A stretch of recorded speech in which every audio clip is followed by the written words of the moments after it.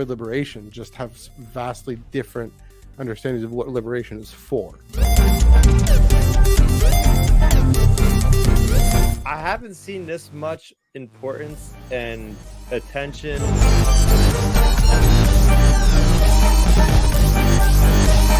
The story itself is a really wonderful, really great setup. Tractor beam has been engaged. What's going on here? Sorry. That's what I need to do. So, woo, we did it, everybody. We're here. Oh, there's a new background. What is this? That's pretty good. That's pretty good. Anyways, what's happening, Matthew? Pushing the wrong buttons here. We're off to a great start here. Hello, everyone. Welcome to the Tractor Beam Comics Reviews on the Star Wars Underworld podcast. It's not Iron Cannon. I'm back on Iron Cannon. What do you want? Today is September 25th, 2004. No, it's not. It's 2024. Okay, let's. What am I thinking? That's okay. It's Wednesday, September 25th, 2024. It is the 38th week of comics in. It's the 38th week of comics in 2024. Yeah, I keep on getting also issues with the mic here. 38th week of comics in 2024. But I didn't buy a comic today. You bought a comic today. What's going on? What do you want? What do you want? What's happening here? What's happening here? Your mic is having technical difficulties. It keeps on having. Yeah, that I will hold you off from doing that while I show off the cool comic that came out today. Yes, we did have an issue with it. I know it's not new. This is issue number 3 of Ahsoka, written by Rodney Barnes with artwork by Stephen Cummings. So you see the first page. No, we're not going to dive into this entire comic today. We know the deal. If you've watched the episode, you know exactly what happens in the comic. But I will say, great artwork, very consistent artwork, consistent dialogue, blocking of the story by Rodney Barnes. So if you're a fan of the Ahsoka series, it's going to be one for you to collect. I know you're looking forward to, what is it, issue number 5? Yeah, that's probably going to have a bunch of cool variants, I would imagine, with Anakin Skywalker. Am I good? Is it happening? Am I good? Is the audio working? It's still pretty low volume. Still pretty low. Okay, I'll try to get the mic here. Yeah, I boosted the gain. And we've talked about getting a new board. Okay, that sounds better already. You know, I'm just gonna eat the mic. Yeah. No, I'm not gonna buy this Ahsoka comic again. Issue number 5 has some pretty amazing variants with Anakin on the cover there. So I'll probably buy a bunch of those. Maybe see what's that. This little fan convention called New York Comic Con that we're going to tomorrow noon is the panel reservations. I want to go to a Star Trek panel. I want to do that, but yeah, there's nothing we can do here. This is basically how we're gonna deal with it. Start shouting into the mic. I could switch mic. I'm not chatting for 2 hours. This is how I'm gonna talk. Hopefully, yeah. I don't just be like Han Solo. Start knocking on the mic, and it might actually get louder. It's like the Falcon. Does Dom have similar issues? He should have. He doesn't seem to have similar issues. I have similar issues all the time. I was gonna say, yeah. Where was I? Yeah, New York Comic Con 2024. Yeah, it's coming up. We're gonna chat about that. We'll chat about New York Comic Con in a bit. You sure it's not on your end? People in the comments, if you're watching, please let me know how I sound. I turned up the volume on my headset. Maybe it is me. Yeah. Anyway, I'll do my best to. Okay, let's hear you now. Unique New York. It is very unique. New York Comic Con is very unique. It's on my mind because the panel reservation is tomorrow at noon, and so kind of there. So, anyways, we'll talk about New York Comic Con next week, and then some. There's 2 more comics to talk about next week. We'll talk about the Bad Batch comic next week as well, because we got a whole bunch to talk about this week. We got 4.5 years of comics to get through. So we're gonna dive right in a bit. Just got to do some quick plugs out of the way. You can follow us on Twitter, Instagram, Threads at Ion Cannon Pod, EYEONCANONPOD. You can follow Chris and everything he does on Twitter and YouTube. Twitter at STARRAPTER Starraptor, and youtube.com/Starraptor. Do you do a recap for Ahsoka, or do you bother with those? No, that's the I had a break this week from any Star Wars comic talk on my channel. So tune in next week. Yeah. we're definitely diving into Tears of the Nameless. That is out. It's Wreath O'Clock. George Mann's Tears of the Nameless. So Here we go. We might even just call an audible and talk about that book. You're halfway. Look at it. Book came out yesterday. That's how far I am already. Yeah, it's a gripping book. I'm 2 chapters in. I have that exact John Jackson Miller bookmark. You probably got it near Comic-Con. Yeah. Anyways, I'll pick up the plugs again after the end because we got a lot to talk about. We got the Hansicle era, the aftermath of VSB. That's just for the first little section here. But I've called it the Hansicle. Those who've read ongoing number 50. Oddly enough, this is what in like I don't know when that framing device is set, like 7 years after Battle of Endor, or maybe less. When Ben and Luke are talking on the planet there, and Ben says, "Yeah, this is what my dad calls this era when he was stuck in carbonite." Holy crap! I was like, how did all this stuff happen in 1 year? Yeah, really. It's funny. So yeah, so yeah, no good. This is perfect timing because I sent you some photos of what I was up to this morning, and I was literally compiling my entire comic collection between ESB and Return of Jedi. I bought a long box. I thought it would all fit, and I actually have quite a good amount of space in the end of that thing for some more comics. But anyway, I was going through it, and I even said to myself, I'm like, dang, there was a lot of stuff here. We're going to dive into War of the Bounty, the first couple issues, and then you get into War of the Bounty, then you get into Crimson Reign, then you get into Hidden Empire, then I almost completely forgot about Dark Droids, which seems like it came out 3 years ago, but it was literally just last year. Yeah. And then to finish off the runs, and then you have like the Yoda miniseries, and you have some other little things here and there. There's a lot of stuff that happened, which is pretty cool. A lot of stuff that happened. I will say right off the bat, we are confining ourselves tonight to the story between Empire and Return of the Jedi. We are confining ourselves primarily to the main story with the main characters. I got a whole bunch of notes. I'm probably going to actually compile that into kind of a blog format for that to go up on maybe the Underworld website. So you can read all that because I think I do.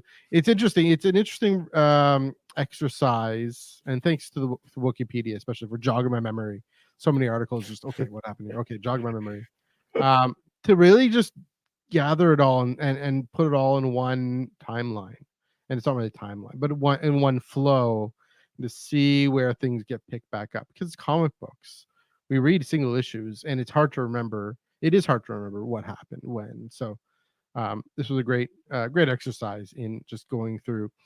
So yeah, Chris, as you mentioned, starting with the initial runs, and I'm going to dive right in. The way this is going to work, there's 3 large chunks. There's kind of the beginning, and then there's the whole Kira Crimson saga, and then there's kind of what I call kind of the beeline to Return of the Jedi, the ending. It is almost a 3-act structure now that I think of it, right?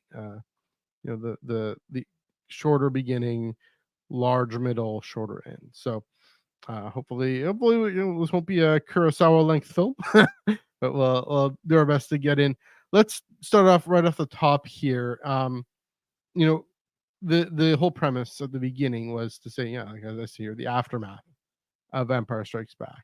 That first of all, before I get into that, I will say, even though we're focusing, there's going to be details I'm not going to get to. I'm not going to mention probably whole characters that people love, beloved characters that I enjoy, whole plot lines that simply can't include in this. Definitely maybe worth including. Chris, if you really want to mention something, feel free to mention something. If I feel like mentioning something else, I'll mention something in the conversation. But for the notes, just to go through, I'm going to try and do this a pretty quick clip as best I can. So, yeah, go for it. I will have like a preamble to all this discussion. So, this was my favorite era of Star Wars. I guess it kind of still is. Of Star Wars, right? I was a 90s kid that grew up with the Shadows of the Empire. So I was nipping at the bud to really explore this fertile era that canon really left like unpaved for years now. And this was launched in 2020. It was that same feeling, right? It was that whole same feeling in the lead up to Empire Strikes Back with the mainline comics. Is like, oh my gosh, we're on issue 70 at this point. When are they going to get to the Empire Strikes Back? What are they going to do after that? And it was like that whole thing we've been waiting for, that we're going to get into Battle of Jakku next week, and also like, when are they getting past Return of Jedi? That's that same feeling, and it was so cool to learn that we're getting this entire era in between Empire, in between Return of the Jedi. Very risky kind of move for Lucasfilm and Marvel, because their main characters left out of it. Han is gone. He's a carbonite. What are they gonna do? Like, that's one of their big selling points, is that the people love Han Solo. What are they gonna do without him? So it was really quite interesting to see, like, okay, how are they gonna change things up from Shadows of the Empire? Are they gonna keep anything? Is the vibe gonna kind of feel the same?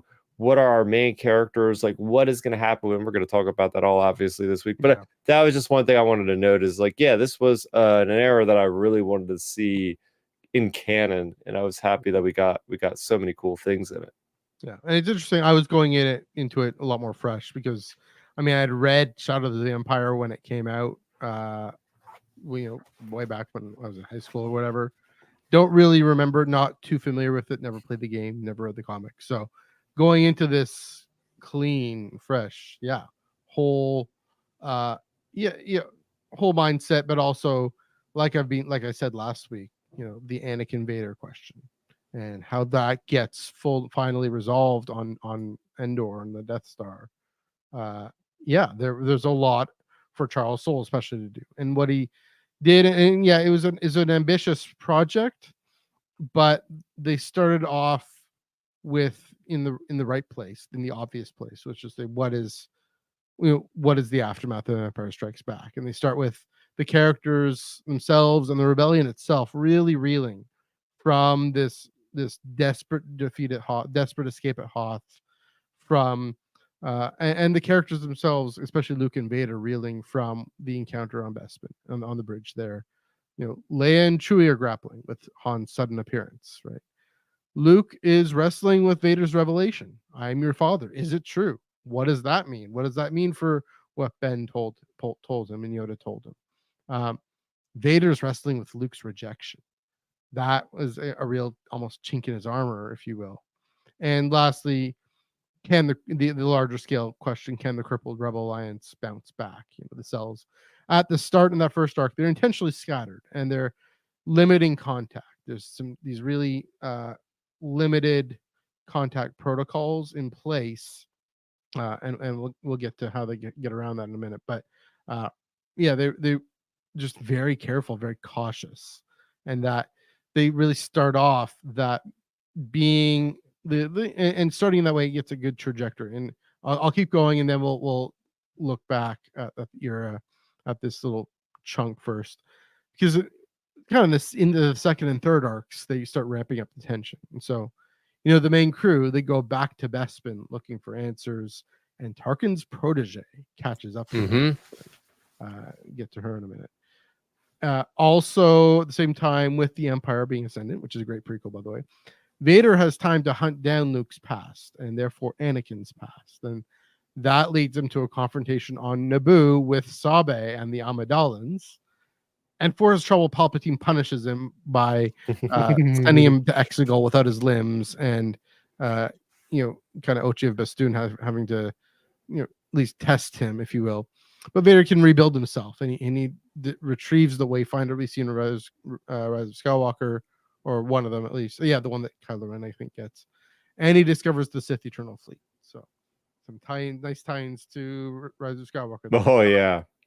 There. And then lastly, and I'm skipping a bit here, but Zara, so Tarkin's protege Zara, she's been hunting them down. She locates and hunts down the scattered cells and captures Poe Dameron's mother, Shara Bay, hoping to draw Leia into open confrontation.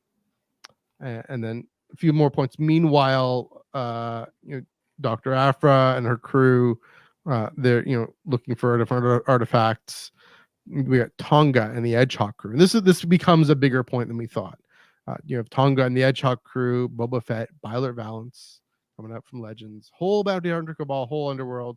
they're on the search for this girl named Cordelia, who is the scion of 2 syndicates that combined she could control the whole swath of the underworld at least. So that's the setup. That's the first act of this whole comics era. And looking back on it, what I thought, in the way we'll do it, like I'll do my comments and you'll do your comments and we'll throw it to you and all that stuff. Looking back on it, like I said, they start off in the very obvious place, in the right place of saying, okay, what are these characters facing in this immediate aftermath, right? And that's a simple. It was effective in starting off simple, starting off saying, okay, yeah, obviously Luke and Chewie are going to be grappling with Han. Obviously, Luke and Vader are going to be grappling with each other, because that's the point of this film. Empire Strikes Back is this massive bombshell moments, story defining, saga defining moments in this film. Film defining moments in 20th century cinema, but that's another story. But then immediately, very quickly, they say, no, we're going to actually start telling something new, telling a genuine story, earning our attention and our dollars. And the thing that paper canon has to do is to say, we're not going to tell necessarily an earth-shattering story here, although that you have a son, but also to tell something meaningful enough and different enough that gets the characters, that sets it on trajectory. So that especially, I think, is what Sabe represents. Her, she's also in E.K. Johnston's novel that comes out around the same time.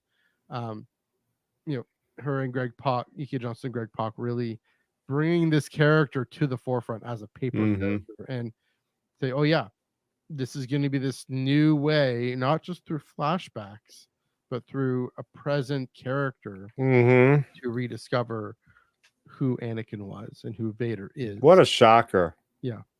Well, let's end right. Let's pause there for a moment. Yeah. What a shocker! What was that? Issue number 1 of Darth Vader when she showed up, or issue 1, but or 2? Pretty darn early. Yeah. It was funny. It was like something out of Warhammer 40K, and it's like you have these Tyranid creatures, these like bio mutant looking creatures that are attacking Vader or something, and then the door opens and it's like Sabe and Vader says Padme or something like that. Like he can't believe it. He is like, wait, what a minute. It was like the biggest revelation, one of the biggest revelations we got in this entire era. Is like this character's still kicking around. It's issue number 1. You're right. It's Darth Vader number 1. Yeah. So go ahead. Keep going. Yeah, that's all. I just wanted to note how epic and unexpected that was, and I think it definitely sent the fandom into a spiral. Like, oh my gosh, the comics can pull off some really cool things every once in a while. Yeah. Revelations, Yeah. And again, a similar point with introducing Zara. Another pretty formidable foe for Leia, who is going off of everything that happened in A New Hope, going back to A New Hope, almost revenge. She's flying the carrion spike. She's or I guess no, she's flying. It's called the Tarkin's Revenge. It's not the carrion spike, but Tarkin's Will. Sorry. Tarkin's Will, and it's a these antagonists, and not that's obvious. Zara as an antagonist. Really a really thoughtful way of saying, okay, this is how we're going to challenge Leia as a person and her sense of duty and sense of leadership in the Alliance. This is how we're going to challenge the Rebel Alliance and say, that question, can they bounce back? Can they reform? We know they do. That's the full funny thing about this. We know what happens in Return of the Jedi, but they have to get there, and we're bought in to this question, and Zara buys us into that question. So what do you think of especially the way this era starts off with kind of the obvious the aftermath of ESB, and then launches into I keep talking about this trajectory of saying they're going to build ultimately towards Return of the Jedi, but starting out early. It starts so strong for me, man. It starts so strong because in 2020, that's when this all started, right before COVID, if you could believe it. Feels like a lifetime ago. And the whole premise, a lot of it was based upon Luke Skywalker, my favorite character of the entire saga. Yeah. And just the whole realization that Vader's his father. We get the direct aftermath. This felt like a sequel. I mean, yeah, technically it is, obviously, but it really felt like I was watching another part of The Empire Strikes Back or something, because with the way Charles Soule wrote this, it was so cool to see Luke struggling with the ramifications of what this means. Is he lying? What's he actually saying? And it just picks up directly after, just like so after, like even in Skywalker Strikes issue 1 of 2015, like you could tell some time had passed, where it's like you blink and you miss the moment in this issue 1 of 2020's run, where it's like they're right there, they're trying to escape, and they're getting back to the fleet, but then they have to go back to Bespin. That was one of my favorite parts in the very first beginning of this. It felt so cool to go back to Cloud City so soon, to find out what's going on with Luke Skywalker's lightsaber, to only figure out that, hey, he doesn't actually need this thing. It's okay. He doesn't have to risk his life to go after this thing. He can get by without it. So we see him using a blaster for a while, which is pretty neat. And I think that's when they pick up Lobot as well, isn't it? When they go back to Cloud City, it must be, because I don't know where else he would be at that point. Oh yeah, that makes sense. Yeah, it would make sense. So to me, like the return to Cloud City, and then even the one moment when it might have even been before they went to Cloud City, there's TIE fighters that are chasing them in the Falcon, and Luke gives into this like internal rage and just destroys them with the Force while inside of the Millennium Falcon. It was this really cool splash page, I believe, that just shows you, like, yes, Luke is learning. Like he's not learning yet. Like he's channeling his rage to a certain degree, but it was really neat because this is the era again that really focuses on Luke. Like, how do we go from Luke and Empire to confident Luke and Jedi? This should be one of the tenets that Soule and team are focused on, with how do we take this character in a year from point A to point B? And well, spoiler alert, I think they did a good job with it, because we've seen a lot of character development with Luke. And that's interesting because we don't see a lot of Luke in this going around. Like, it's mainly Leia. It's mainly even more of just thinking ahead, kind of Lando and Lobot and everything he's up to. Mainly Leia and what her leadership of the Alliance, and that being the focus, that to say Luke in this opening act and then in the third act is the where we get to see him shine here, and where you get to see him move and grow, where those great questions, it makes sense, because in the kind of the afterglow, or the afterglow, the halo, I forgot what that meant, the kind of the residue of Empire Strikes Back, and then in the kind of the corona, if you will, of Return of the Jedi, that we see that they need to move the story forward. Whereas in the Crimson Saga, again, the focus is really on Leia, and really on the focus is on Kira and what that means. And so we don't have to necessarily move on just yet, but I do want to say, the way it uses. So I mentioned Tonga briefly. I mentioned Afra, and Bylert. That's interesting. These are kind of footnotes, aftermaths, or footnotes here. And in the meanwhile, Cadelia is going to become a huge deal. I mean, not massive, but Cadelia, and then everything Afra ends up getting involved in, which we'll get into quickly. But before I do that, I mean, again, we haven't spent too much time on this first issue. It was a while ago. I don't fully remember everything, but any last thoughts before we move ahead? Yeah, I really like Commander Zara. You mentioned her. I think it is neat having, obviously, a female villain. We don't see a lot of them in Star Wars, especially like an Imperial female villain. And the idea that she had ties to Tarkin and was on this vengeance tour and is just trying to just completely eliminate the rebels, and seeing the rebels really on that back foot, right? We've seen what happened with Hoth, and we get to see more. We get to dive in more. It's what the beauty of the comics are. Really get to see the more finer little niche things going on, and this idea that they're all on the run. They all just split up, and the hunter-killer fleet that's going after them was, sheesh, that was pretty dark stuff happening there for the Rebel Alliance. Yeah. And again, it's interesting. I've said this off the top. Putting these notes together, seeing all these little niche things, how they really all build up and tie together. And I don't know how much that was planned out and plotted out. Probably some of it was. Probably some of it just came to the authors in the moment and the artists in the moment. Say, well, this could really work. This could really work. One thing again that had to have been plotted out and planned was, I do want to mention Sabe again. I think what you were getting at in issue number 1, and later on there's this great cover where it's Sabe and Padme's face kind of interposed, and everything. The whole point of Sabe, of course, is to bring back Padme in Vader's memory, in Vader's mind, and to see her interact with Luke at the end. We'll talk about that, but yeah, that again, she has this pivotal role. And this is the prequels to me, right? So you got Zara and everything with the original trilogy, and I got Sabe and the prequels.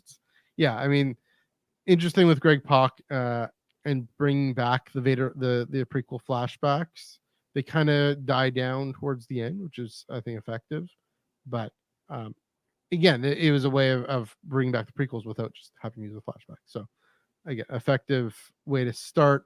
I think we can launch in. Are you ready to launch into the meat of the issue? Oh yes. There we go. Crimson dawns and Kira shines seemingly out of nowhere. And this was the biggest fuss. This was massive. Kira and Crimson Dawn return, wiping out a large swath of rival gangs and gaining galactic attention by auctioning off Han Solo carbon. I should say. So first of all, some ridiculous things Charles Soule does here. Bring back Kira from from Solo, who we hadn't seen. We don't know. I mean, there's some novels. Didn't know is Solo 2 going to happen. And I'll keep going in the story. And we know this is going to be the first ever massive crossover event in Star Wars history. Star Wars comics history, not Star Wars history. But in Star Wars comics history, a proper Marvel crossover event. War of the Bounty Hunters is what we're talking about. And so here's Han auctioning him off in carbonite. Everyone shows up. Everyone from Black Sun, the Pikes, Jabba trying to get him back with Boba Fett, etc. Afra, and of course Chewie, Lando, Slymore, and Vader, who is there to draw out Luke. He's on the Vermilion there to draw out Luke, but he ends up confronting Kira and sees her as a potential threat. He doesn't get to Luke. He's off. I don't think he shows up to the Vermilion at all, as wisely. But he does capture Valance, and he thwarts Slymore's assassination attempt. And that's, I'm going to put a pin on that because that's going to come back later. And then while snooping around the Vermilion, Afra encounters something called a Thought Dowser, which is a tech from this ancient sect called the Ascendant that she discovers. And that leads her down this whole little kind of rabbit trail that ends up being pivotal as well. I'm going to keep going through, and then we can look back and stop and maybe have a longer conversation. Because moving on to Crimson Reign, and that was War of the Bounty Hunters, and then Crimson Reign, because that's also a first act. Crimson Reign, the middle act here.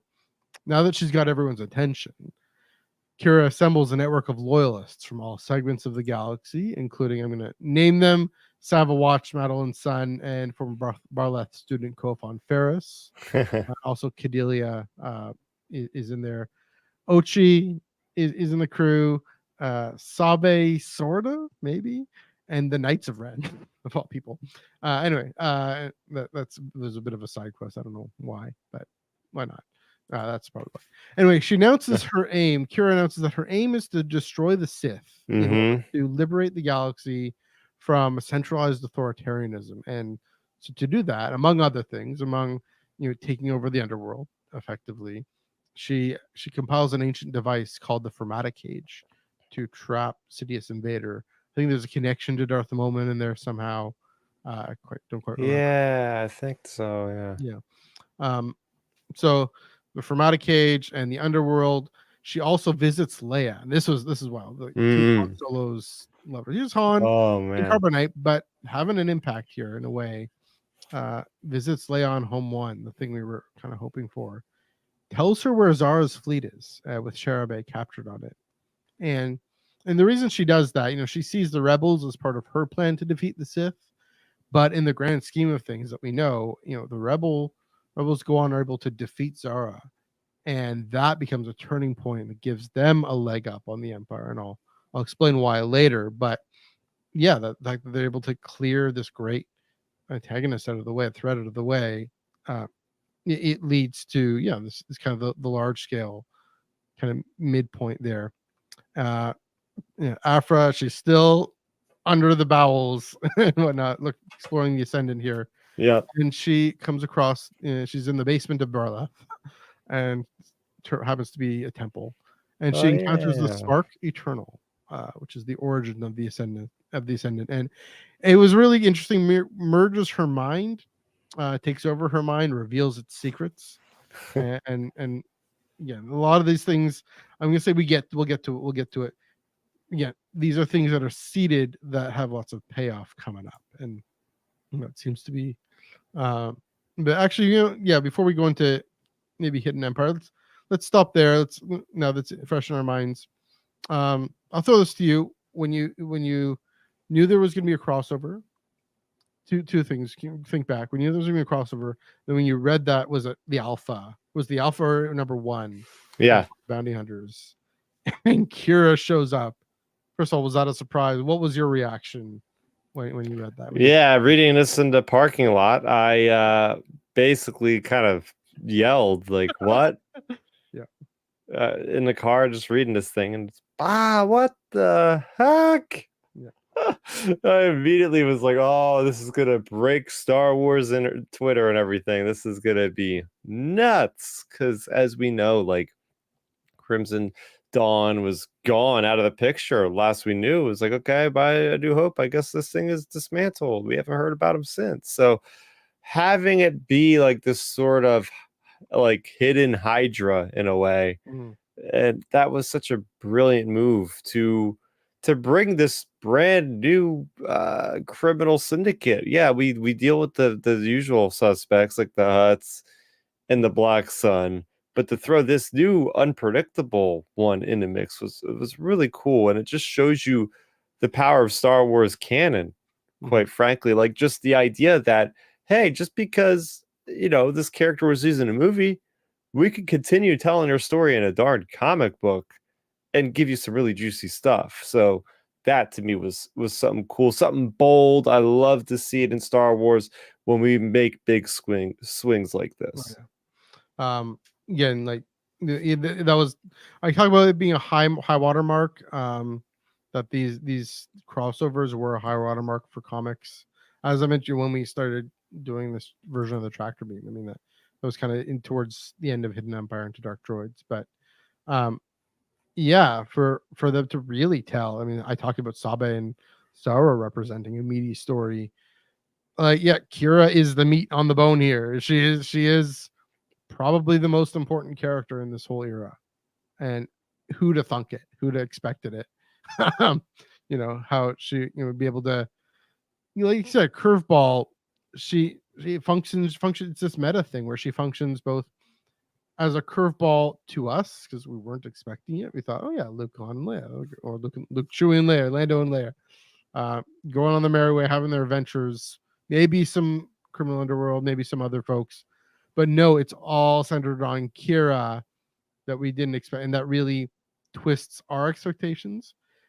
And in universe, she acts as this wild card where we don't know. Yeah, she says she wants to liberate the galaxy from the Sith, and replace it with what? Right? We don't know.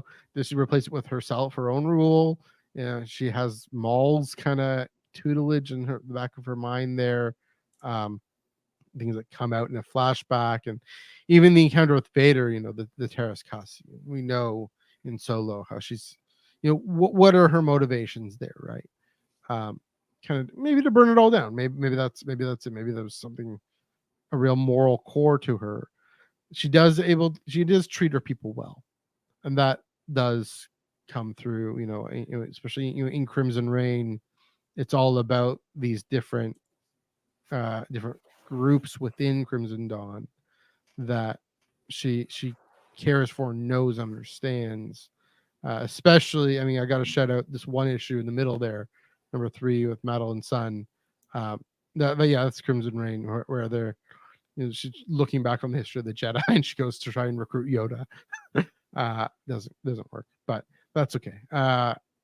Still, yeah, it kind of, this is a moral gray character that then serves to, like I said, move the Rebel Alliance story forward.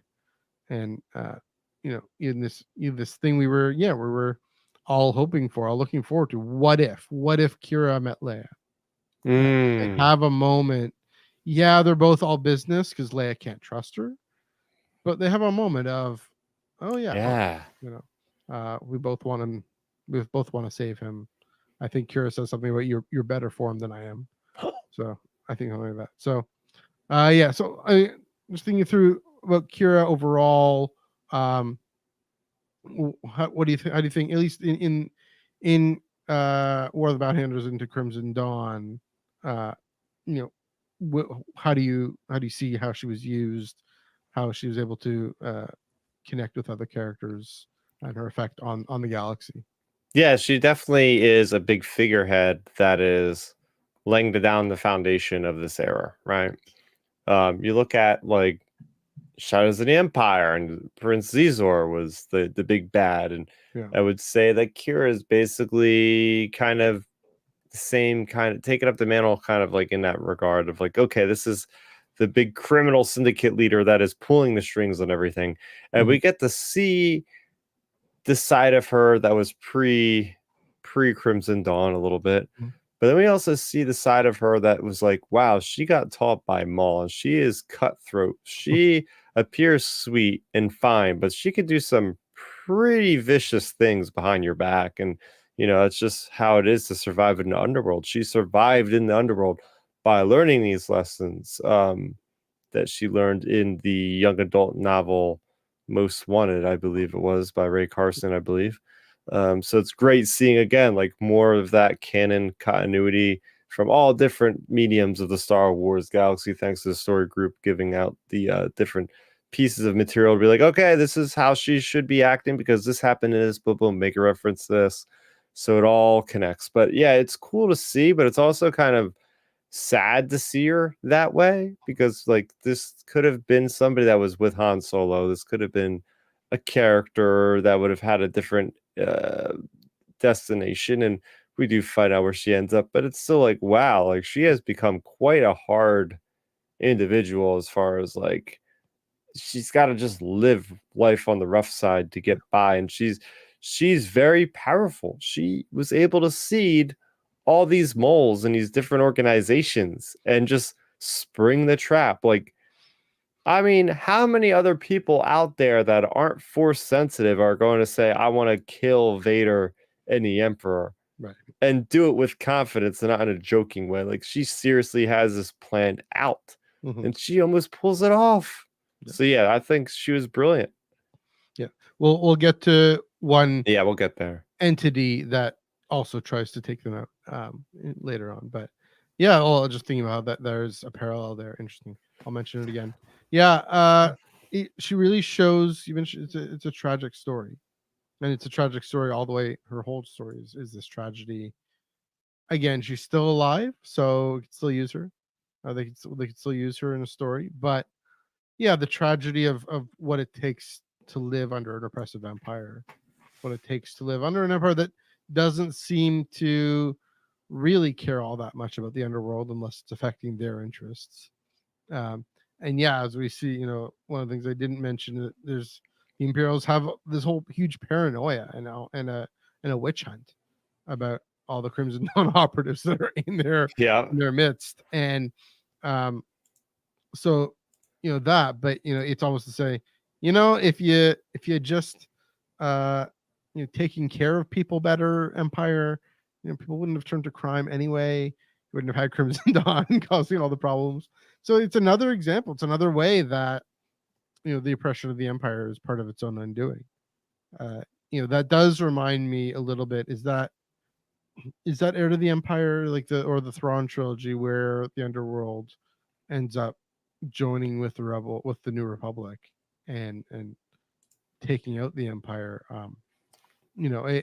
It's interesting, that I don't know. I guess the Thrawn trilogy, canon Thrawn trilogy, but it is interesting to see the way in Return of the Jedi we don't have much in terms of criminal underworld. We don't have much in terms of crime syndicates. We do in Empire, right? We do in A New Hope, but wait, say that again. Wait, we have the Hutts in Return of the Jedi. The Hutts, yeah, but they're. I mean, yeah, they're their own power base there, and the Pikes are going around, but it isn't as significant of a story. My point being that with Return of the Jedi, everything is coalescing at the point it has coalesced into this war between the rebels and the Empire, and you got to pick a side. Sure. Yeah. And, Kira is kind of this last holdout of folks who don't really pick a side. I don't really have to. She picks her own side, but it's like isn't inadvertently helping the rebels anyway. Tonga and Lasha, and then we'll get to them. But they're the fact that their trajectory is that they do end up, I think, in a way, in spirit, picking the Rebel Alliance. In spirit, Afra, in spirit, picking the Rebel Alliance potentially. We'll see where she goes, but Kira being this space, this bubble, for the criminal underworld, which she does consolidate pretty powerfully with all these groups. So there you go. Any last thoughts before we move on to Hidden Empire? Actually, just talking about the construction of a crossover to the magnitude that Charles Soule and team pulled off with War of the Bounty Hunters. I think it's worth noting, or at least spending a little bit of time on, because it's been unprecedented with Star Wars. I mean, we had 2 cracks at it beforehand, but they weren't as glorious. I mean, we had Vader Down, which was, like a month-long thing or something. It was just a couple weeks, but it was like rapid fire for the issues. It was just Darth Vader and Star Wars with a issue number 1 of Vader Down.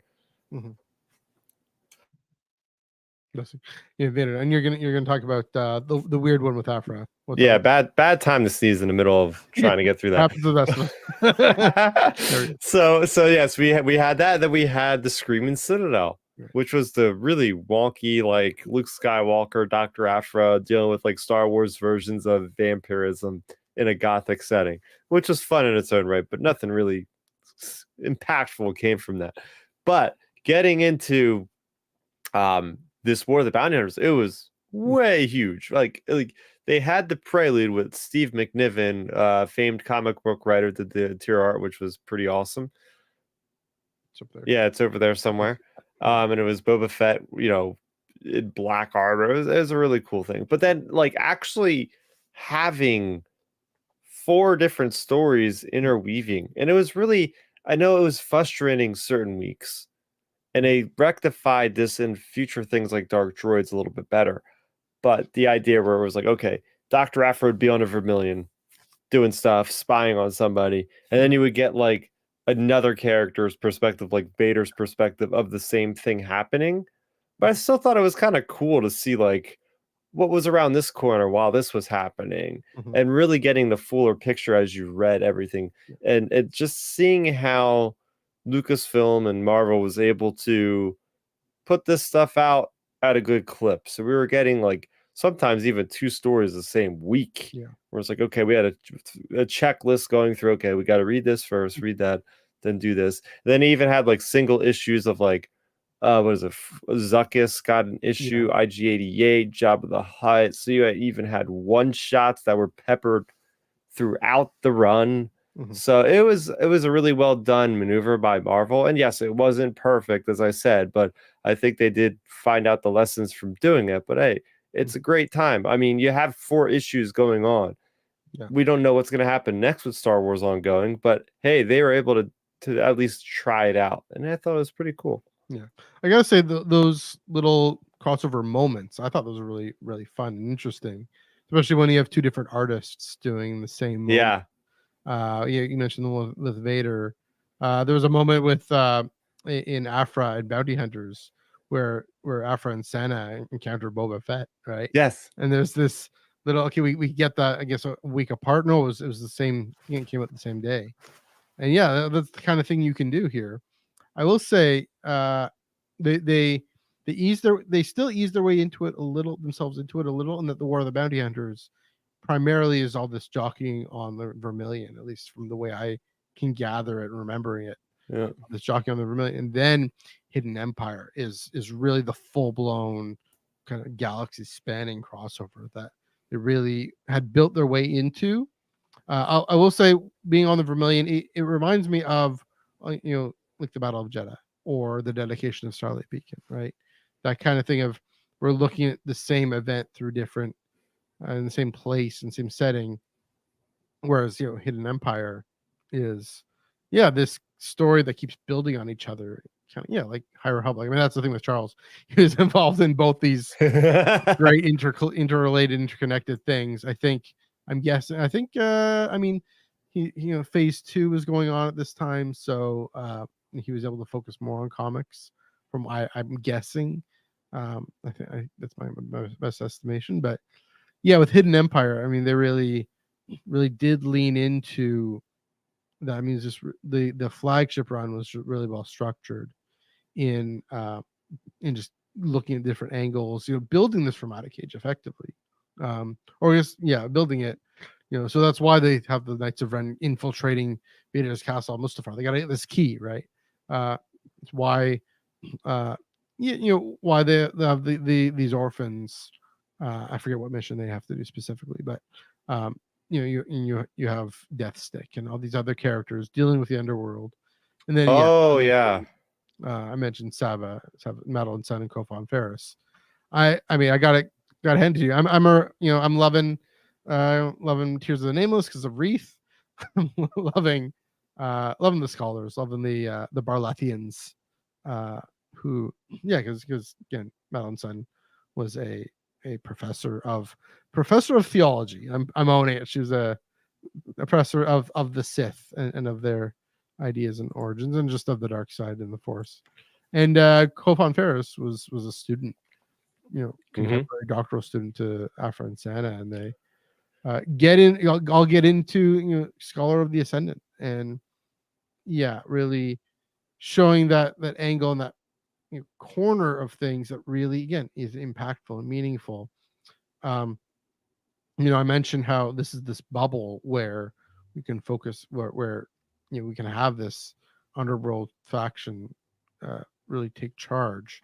Again, notice in my notes here, not much even about Leia and about a little bit, but but not much about Leia, and nothing really about Luke, and that's fine. That's great. It's just saying, part of that is saying, Lucasfilm Story Group saying, let's keep what Luke was up to, maybe to a different thing.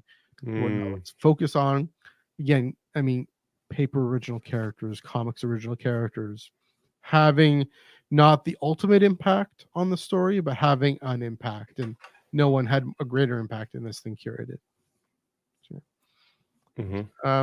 And so should we dive into the finale of this chunk?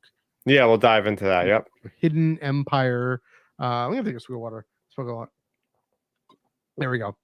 Hidden Empire. So with Kira's blessing, Sava, Sun, and Kofan Ferris, they activate the Fermata Cage, or try to.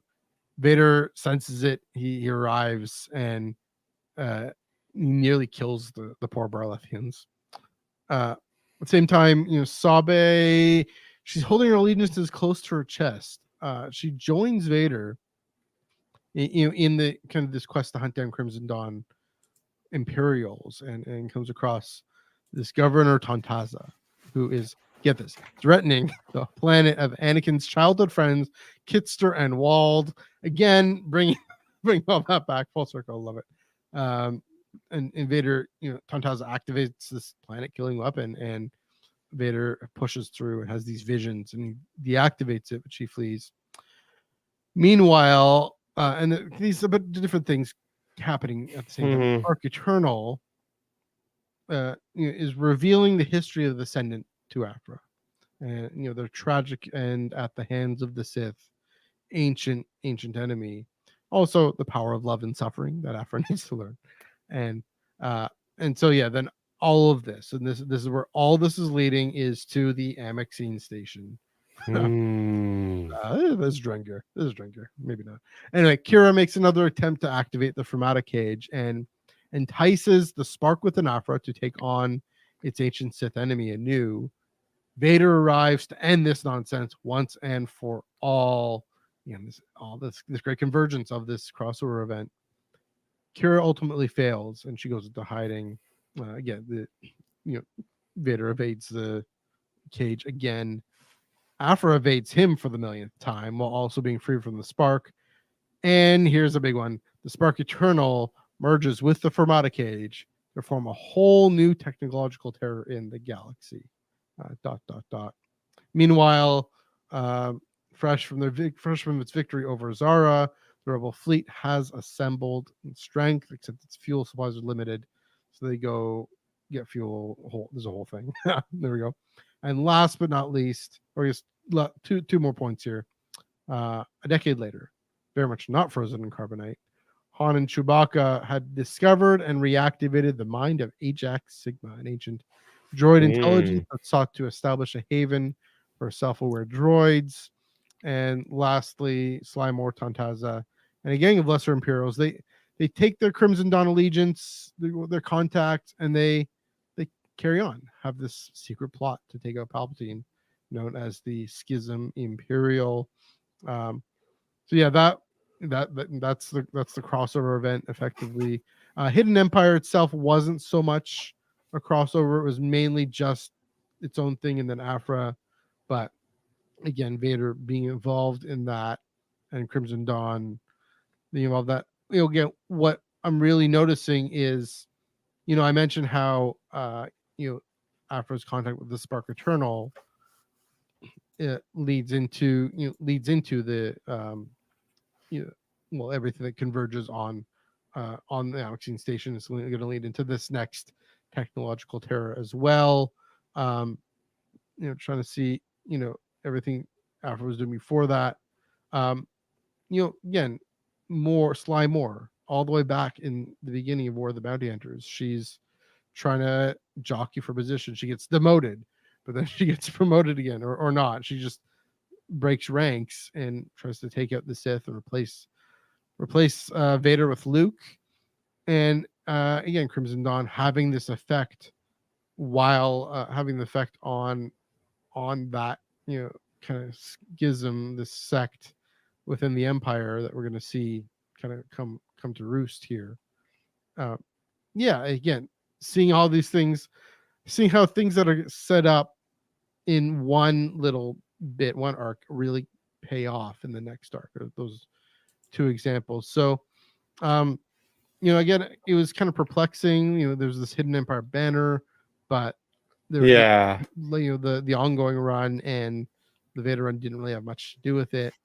Again, because it's kind of like, maybe this is to my point about the bubble.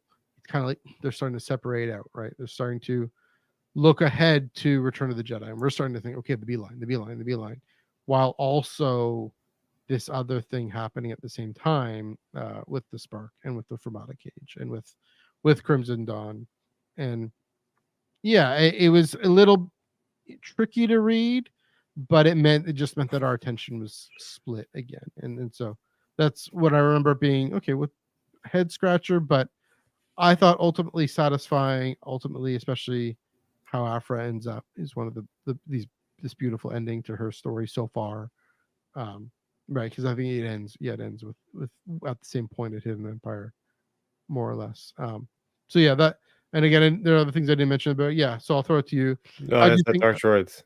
We'll get there. That's part of the thing. Don't worry. But yeah, I'll throw it to you. how did you think Kira's story culminated and ended? Yeah, I thought it was pretty grand. Thinking back to the power she was able to hold on to with the Crimson Dawn and having like these backup plans and having an entire fleet was pretty breathtaking. Seeing they're on this like temperate planet with waterfalls and they had this hidden fleet hidden there. And it was like, whoa, she has built up so many followers, so much power that she actually feels confident to take on the Empire, and you see that happening, and it was like, whoa, this is pretty awesome to see that happening. But and that's for like the one thing I like Dr. Aphra as a character a lot, but like the plot material of her stories, it's suited perfectly for comics. Mhm. And you can take that as a good thing or a bad thing, because the whole thing with her like being killed and resurrected by this thing called the Ascendant, I thought it was far-fetched because in the end it ends up just being like magnetism. Essentially, like we're using magnets in our hands to cool stuff. Like it was just a little bit gimmicky for me, too much in a way where I was like, you gotta understand, like if you're getting a Dr. Aphra story, that's what you're gonna get. But the idea that they're using this Fermata cage to trap Vader and Palpatine, it almost worked. It would have worked actually if the freaking Knights of Ren didn't interfere. That's what happens. I forgot about that. Yeah. Yeah, so I think it was cool to shed more light on them, right? Like we're talking, you mentioned before about Exegol. Again, this is another good retroactive way of making the Knights of Ren look very formidable and like they actually should be feared rather than, oh, they're just cannon fodder. These guys are actually going up against, I think it was, yeah, they were going up against Vader at Vader's own castle. They went there to steal a key. Yeah. That was pretty awesome. That was just like, I would love to see like a one shot of that in animation of some degree, because that would have been perfect. I mean, they succeed too. That's the interesting thing. There's a Lego special. They show up with that, but again, it's a Lego special. Yeah, to see them really shine, really get their moment.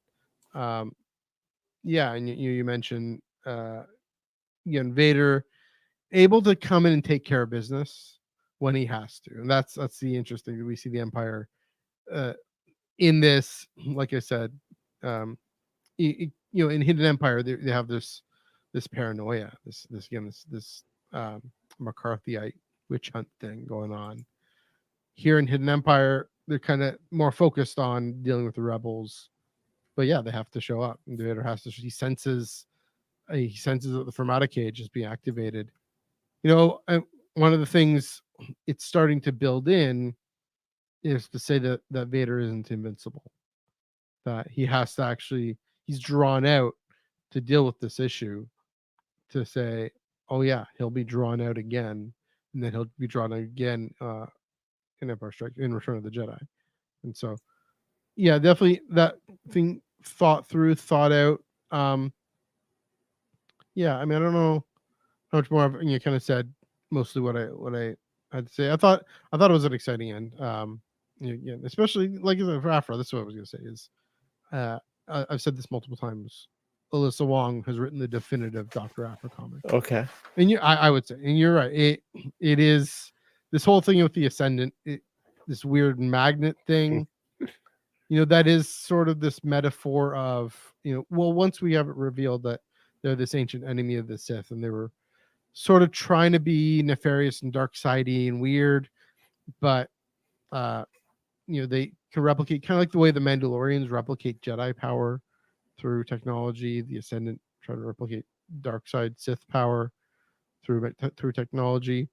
But that being said, there's got to be something weird, forcely gobbly going on with Aphra and the Spark Eternal, in order to take over her mind and bring her into this kind of vision of the story of this Chadra fan who lost their partner, I think, and then had to figure this whole thing out alone. And again, that's what I loved about, and this, maybe I'm talking specifically about this one run here, But and maybe I said this when we talked about the last issue of that, but it was a really wonderful character moment for Afra to see. That's why I was saying about how teaching her about the power of love and suffering. It was a bit of a jokey comment, but it was a way of saying, Afra sees. I think she sees in the spark kind of a mirror image of how she has been and where she could end up. Almost like we were saying with Kira, see with Leia, this mirror image of how she could have ended up. With the spark, with I forget the name of the character, Mural, I think. Oh yeah. Who is kind of the mind of the spark at this point, because this is the millennia earlier, right?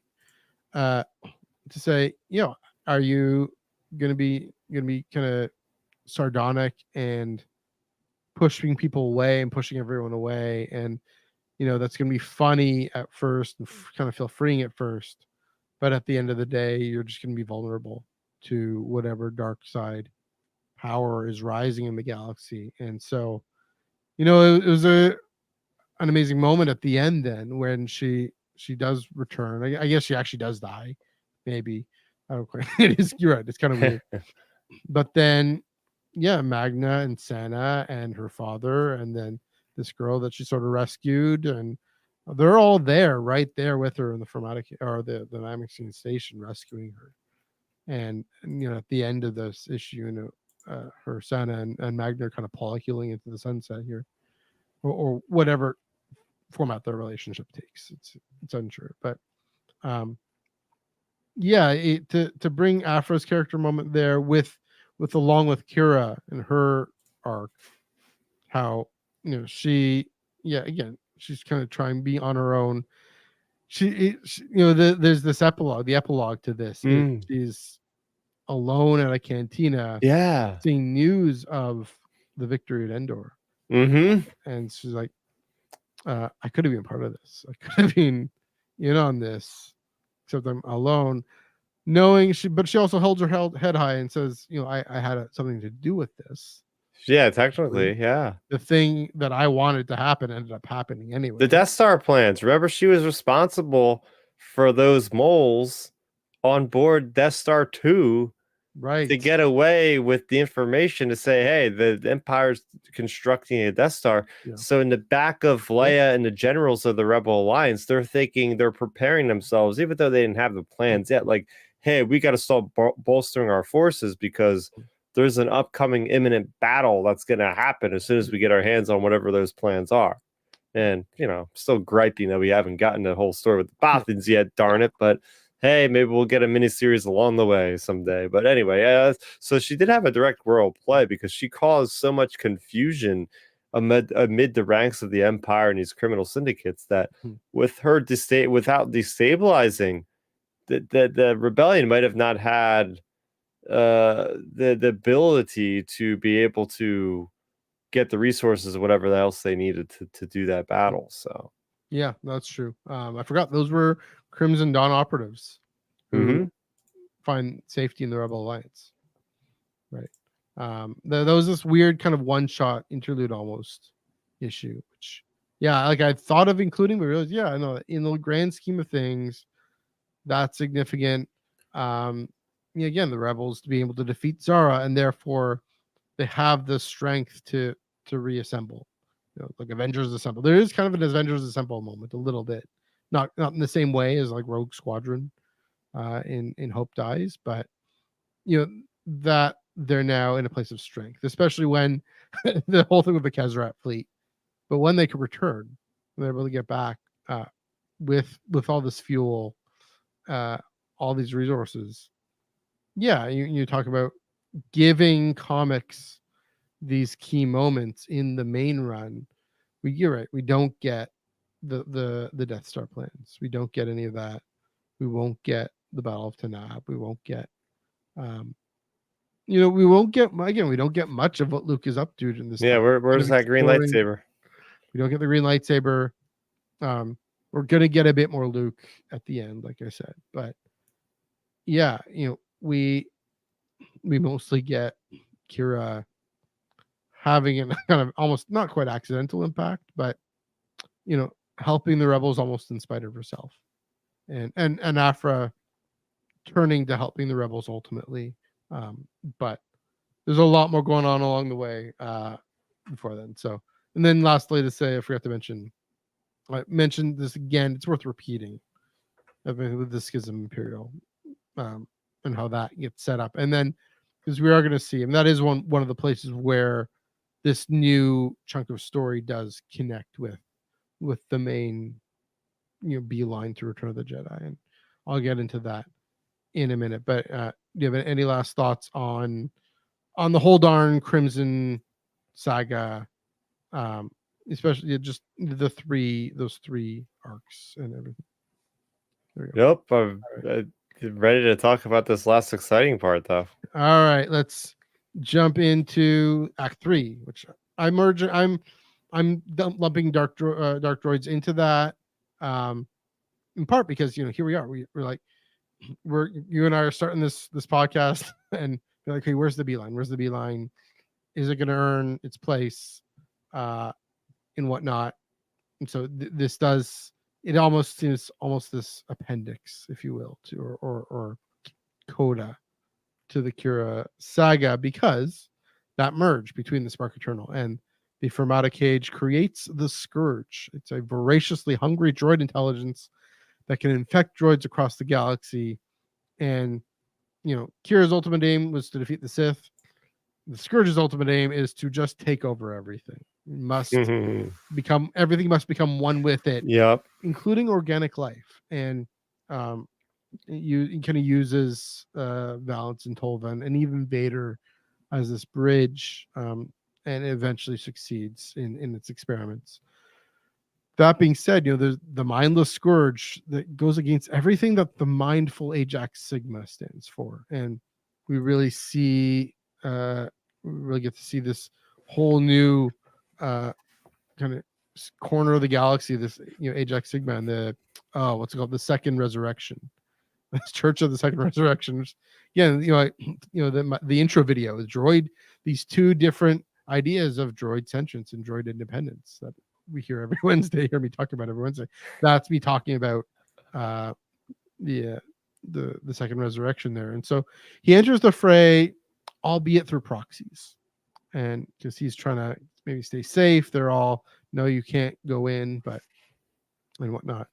I mean, what to include here? Lando or Lobot, Valance, and Tolvan. They're taking the Scourge's base on Epiconia, an interesting Greek word, where the Scourge is trying to infiltrate organic life. And Luke, Chewie, and Lando, they stage a daring rescue to retrieve Lobot. I think they end up getting him. Yeah, they do. And whatnot. Before Lando had broken into Jabba's palace, so there's a whole thing. Anyways, it's a very quick thing that happens. Ajax finally steps out and confronts the Scourge, because the Scourge has taken over almost everything, or looks set to. And he stabs him in the back and rids the galaxy of this technological terror. Very quick and dirty. And I think because we want to really approach the end, really approach the beeline, the actual beeline to Return of the Jedi, because we cut back to Luke finally. And he is exploring the Force and exploring Kyber mysticism. And he encounters a vision of an ancient Sith. And in that encounter, he's given a sense that, the Sith, there's just more complicated emotional layers going on with them, and that there may still be light in his father. He's approached by Sabe, who we finally get to see what her real motivations were. This is really fresh in my mind because this is last month, really. Her real goal was simply to ensure that Padme's legacy was carried on in the next generation. That Luke's mother, what she was able to offer to the galaxy, both in the Rebel Alliance and kind of good and peace and justice in the Republic, and physically, biologically in Luke and Leia. That Luke is willing to resist evil even within himself. That again, we talk about that MacGuffin in the ongoing number 50, but a good sign, saving his enemies, saving even the most vulnerable. That moment on the planet where he saves I forget, was it Tantaza or some other character? Fabrian. Fabrian, yeah. So saving this Imperial who would have killed him, and Sabe sees that. So yes, Padme's still alive in her son. Lando faces trial, whatever. Leia. Now we get to Leia, and this is the real, the real ending here. This is where it comes home. Leia, she's exhausted, but she finds the courage to integrate her duties and her personal wishes and needs after she's encountered Kira, and she's reassembled the rebel fleet, and now she's seen to the safety of the Alderaanian remnant, and so she gathers her crew and sets out to rescue Han from Jabba. Let's go, Luke, Lando, Chewie, let's go, R2-3PO, let's go rescue Han.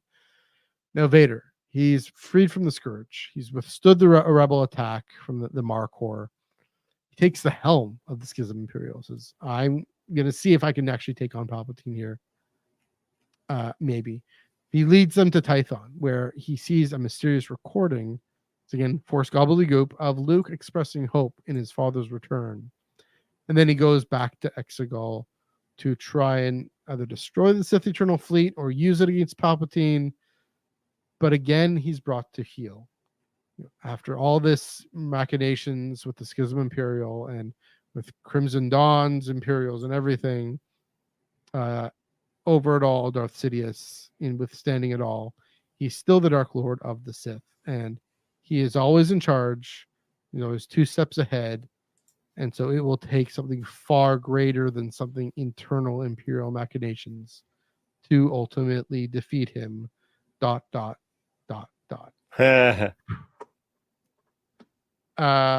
So first of all, Dark Droids. Notice how quickly I moved through there. I think, again, the ideas behind it were brilliant. These behind it were brilliant. I enjoyed reading it. D Squad, which I didn't mention at all. Again, funniest comic I've ever read. But in the grand scheme of things, I'm not totally sure what the character purpose was, except again to say Vader's vulnerable. He's not invincible. He ends up defeating them, but not invincible. Well, very quickly, what did you think of Dark Droids and how it fits within the grand scheme of things? Yeah, so I think it was Charles Solar Cavan Scott might have put it. It's our celebration in London in 2023 when it was first announced there. It's like, this is the story about, hey, what happens if your cell phone comes alive and sabotages you? It's like, what happens if electronics just go haywire? Well, let's put that in a Star Wars universe. You have all these droids around you. So from like that's where they started with the concept, right? And you're like getting at it of like, what does this actually matter in the long scheme of things? This storyline could have happened at any point in the Star Wars timeline. It didn't have to happen here. They wanted it to happen here because, yeah, it's fun. We have all these different crossover potential. And like I was alluding to before with War of the Bounty Hunters, War of the Bounty Hunters had to walk so Dark Droids could run. Essentially, like they really hammered out, okay, we're not going to do these fun but sometimes weird in my mind of, oh, let's have the same thing twice in the same week, the same angle. We're going to actually thread in Star Wars Bounty Hunters, Dr. Aphra, Darth Vader to have meaningful conclusions and meaningful arcs. Like, for instance, like I love with Star Wars, it was all about Lobot. Like, you have that close connection. With Bounty Hunters, it's all about, Valance getting overtaken. Obviously, with Aphra, it was a lot with the Spark Ascendant and stuff that could affect these things. And then with Vader, obviously, like the most terrifying thing to get control of, the cyborg. It's like, if you control a Force user that is a cyborg, it's like game over for the galaxy. Like, how can you do anything against that? So a lot of these cool concepts that in the scope of this time frame worked really well from all the reasons I just said. You have different cyborgs and robotics that are important to each one of these characters. And yeah, it definitely sets things going for the Schism Imperial for sure, more than anything else as far as the storylines are concerned. But it was a good exercise in Marvel saying, hey, we can do a really good crossover. Yeah, it was definitely fun, and kind of is a good reminder that things don't have to lead to this big, massive, film conclusion in Star Wars. You can have these little pockets of story that really, I mean, that's the thing. You reading all this things, seeing how things were set up and seated in, it feels like this logical conclusion, especially to everything Afra was up to. And Afra was up to, and then what we have with the Han Solo thing coming out of, why is this, we're wondering, why does this comic exist now? What are we doing? We know Ajax Sigma, and to just introduce this really fascinating reflection on droid sentience that we have with Chewie, with 3PO and R2 to some extent. I remember that one shot set before The Force Awakens with 3PO really reflecting on his own memories. This really is a piece of that reflection as well. And so the one thing I just remember is, where's the beeline? Where's the beeline? Where's the beeline? And maybe it was a good reminder just to take it easy. Let this whole pocket of story spin out to its end. And then now that we have the beeline, now that we have that last panel in issue 49, ongoing 49, now that we have everything Vader and Luke and Sabe get up to, Luke being in the Vader run with Sabe, and then I'm able to say, okay, glad we got Dark Droids. I do hope they bring this back. I really want to see something more about Ajax Sigma. I think it'll almost feel like, and that's the thing, it almost feels like the Chiss Ascendancy. Almost feels like it has just nothing to do with, again, and that's not saying that's bad. It's just weird and different and whatnot. I thought the end was really just abrupt out of nowhere. We talked about this, how Ajax Sigma just like cuts down this omnipotent, the Scourge, right? What is that his name? The Scourge, yeah. The Scourge, like the leader, like the figurehead. Like, you're telling me that's all it took to kill this guy was just a sword to the stomach, and like this massive god-like creature just dies and everything around him just goes back to normal? I thought that was a little bit strange. In reality, I wouldn't have put, as good as I said it was for like connecting characters, in reality, I wouldn't have put this in this era. Maybe they should have put this in between Empire and A New Hope or something, when there's like a little bit less stuff going on. Because as Ben Solo put it, like, wow, a lot happened in this year, including droids attacking. Like, what the heck? Yeah. Again, it's a good question. I do. It does feel like this, like this little kind of footnote, or like I said, almost a coda. That being said, I mean, it really, what would have made it work better is if it were Dr. Aphra arc, if it were maybe the last arc of Dr. Aphra, and if it was just focused on her, because it is this weird separate thing, and it does have everything to do with the Spark Eternal, right? This idea that the Spark trying to use technology to take over the galaxy through, as opposed to the Force, and even the Spark's ability to enter into an organic mind, right? That definitely continues through, and that must be, doesn't quite spell it out for us, but that must be the way the Scourge is able to ultimately get into human brain patterns and neurobiology, because we are a machine. The brain is a machine as well. It's just, we're more than a machine. But that's interesting, again, with Ajax Sigma saying droids can be more than machines too. So it's like, kind of like some other comics, it's almost, the issue is almost the framing around it, what it was considered kind of as a crossover as part of this main run. And like, Charles can write a Dr. Aphra arc, that's fine. It would have been interesting to see what Alyssa did with it. Like, they were done the Aphra run was done by this point. So like, Aphra doesn't really, she does show up, actually. Does she? Wait, is it run? No, it isn't done. Like, Dark I Droids. remember Aphra goes to that kind of that Clone Wars. So this is also kind of that epilogue. Now I'm remembering the bit with with everything. This is where everything with I haven't mentioned the tags. The tag, right? Yeah. So this is where this does come home to roost there, because their technological empire an empire within the empire is in jeopardy from the scourge, and so if it were a Dr. Aphra run, that would make more of that and feel more connected, even more connected to the mainline with the empire, right? So yeah, again, I've always loved the kind of the concepts of this. The first 3-4 issues, and D Squad, fantastic. All of D Squad is fantastic. But yeah, it was interesting. It was an interesting little again appendix. There's the word. Appendix coda epilogue. That's the word I want to kind of the Crimson Saga. I included in this because it's a little piece, but we're approaching the end. I don't know. Do you have any last things to say about Dark Droids?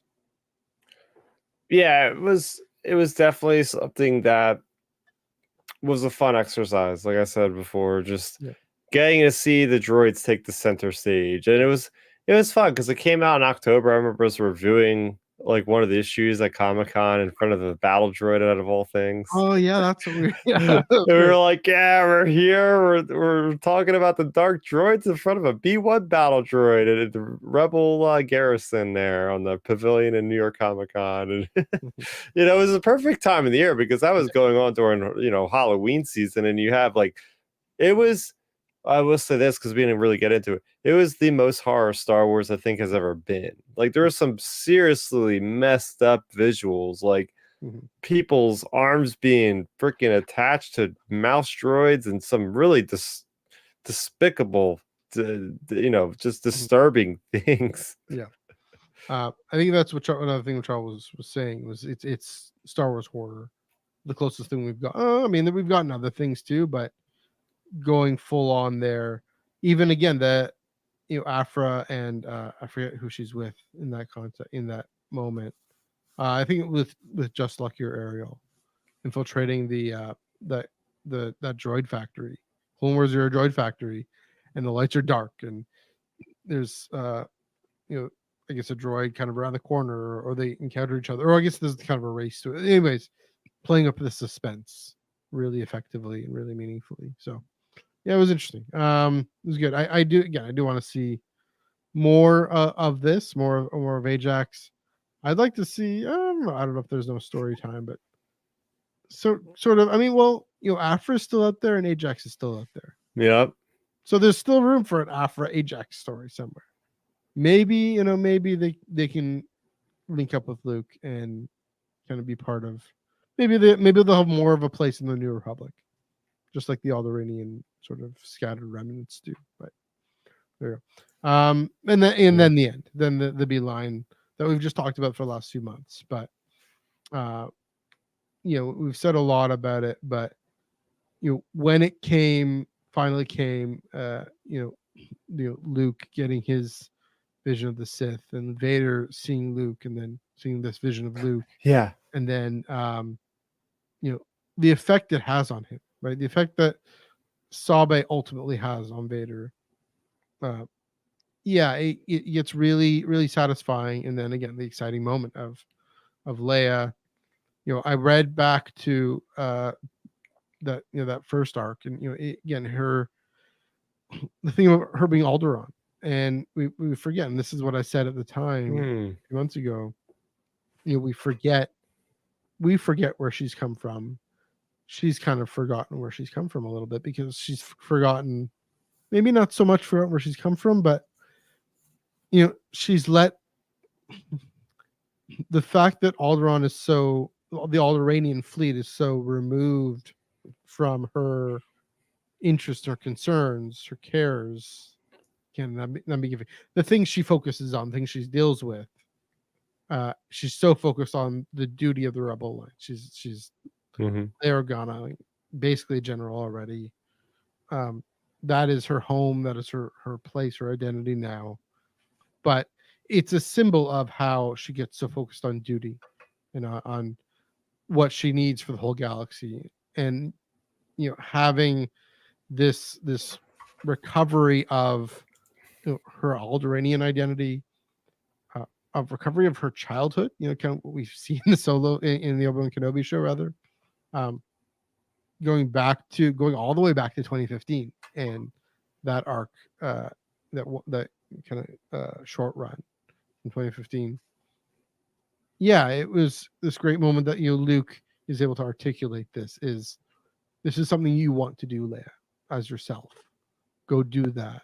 We have time. It's a sign of the Rebel Alliance's strength at this point. We have Mon Mothma and Admiral Akbar and General Madine and all these other folks handling things. You can go and take care of yourself. And thinking about how she goes and rescues Han, and then her and Han are able to go to Endor together as a team. They're able to take care of business there. And then even was it Beth Revis or Christy Golden, the novel Princess and the Scoundrel, they're on their honeymoon, and she's still having to balance this duty to the New Republic and her new marriage to Han. In this moment, though, she's able to achieve that balance fairly well. They make the team work. It's only, of course, a few decades later where it doesn't, and that's a story we haven't gotten yet fully. But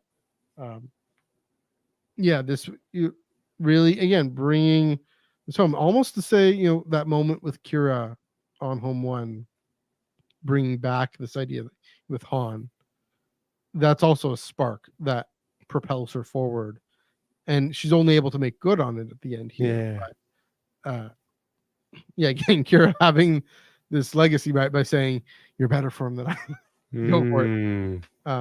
Again, because Leia and Han again in Return of the Jedi, and probably what we're about to see in the year afterward, really fantastic team. We see that a little bit in the Aftermath trilogy, not so much, but that her able to integrate personal desires, needs, and duty to the Alliance is this completion of her arc in this story that we see. I will say about when it comes to the Leia story, it really comes around full circle. I love how they do that, going all the way back to the 2015 run, following through with everything. I like the whole mission where they go to what is it called, the Camerat fleet or something like that, the Kezerat fleet. Kezerat fleet get lost, right? They get lost, and it was this cool story about, hey, these guys, they were talking about the Nile and different things like that, because that was like the no space zone, and there was a bunch of droids there, and Luke was just doing some really cool things with his lightsaber. Oh my gosh, we didn't even talk about Luke with the yellow lightsaber, so that was interesting. He goes to an outpost, and that was a cool moment because we actually get to see the Grand Inquisitor sort of like resurrected and being punished by Vader as like a guardian of this temple, and Luke was fighting him. Like, because we get that in the 2017 run, right? The original punishment with Vader and the Grand Inquisitor, right? And then sorry, keep going. No, there was that. Oh, the one thing I didn't really like, because now that we see the whole full picture, I do think they wasted a little bit too much time on Lando's trial. That was like 5 issues, and it was kind of like, all right, are they building up to something here? But then it just kind of left it, and that now looking back in hindsight, I don't know if they warranted. That could have been its own miniseries, I feel like, and they could have done more with Luke or somebody else, maybe. I'm not sure. Yeah, I can see that. Again, I enjoyed it. I think my note here is it proves that he's able to help rescue Mon. Mm-hmm. It kind of proves his worth to the Alliance. I think if we got the Battle of Tanab, that connection, then this could be a good seeding in to that, but we haven't gotten that. So, we kind of know we will, but we have it in Return of the Jedi, the mention, but that little maneuver. But no, I do see your point. It's a little bit like Dark Droids, right? Where it's one of those things picking up kind of the loose thread of, in this case, being a loose thread of selling this talkie droid. That I didn't mention the talkie droid at all, but it's kind of the way the rebels used to communicate at the beginning of this whole thing, the 2020 run. When they're scattered, Lando gets rid of him, sells him to Jabba because he's threatening Lobot. Again, it's a good picking up of a character beat, but yeah, it doesn't quite. It's more of a piece with Dark Droids in that way. It doesn't necessarily connect to the bigger story. It's just odd to see it in with this real beeline, really connecting to everything that happens in Return of the Jedi. So I get your point there. I didn't mind it because I'm all for Charles Soule writing legal stuff.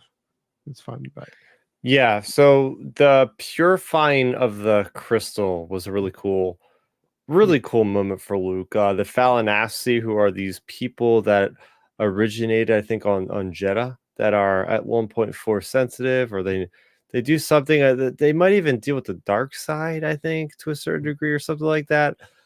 But it was cool because it's like this really metaphysical out of body experience that Luke goes on to basically almost like go inside the crystal with his mind to face off against this Sith Master, which I'm sure we'll see the Sith Master whenever we go to the Old Republic era.